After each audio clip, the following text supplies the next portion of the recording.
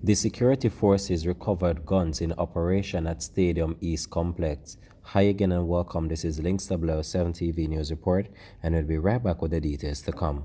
Welcome to Links 007 TV News Report, providing you with the best in local and international news updates.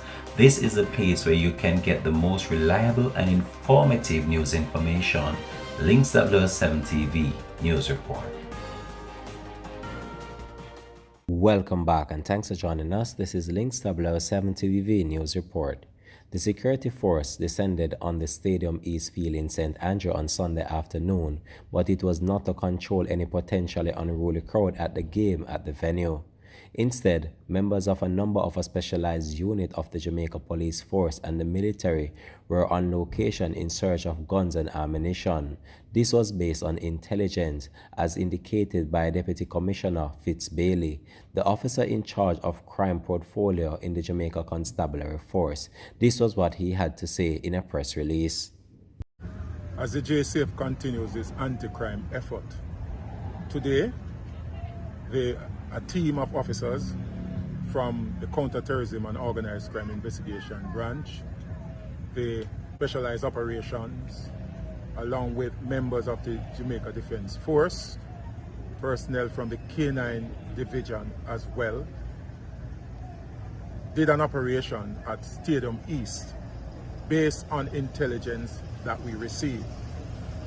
During the operation, which started about 2:30 this afternoon, we recovered one AK-47 rifle, one Uzi submachine gun, and a shotgun along with 53 assorted rounds, as well as a number of magazines. The operation continues, and we believe that there might be other weapons being concealed in this space. What we are faced with as a society is not normal situation. These persons, when they do have firearms, they are not scared to fire, and they continue to fire their guns with impunity.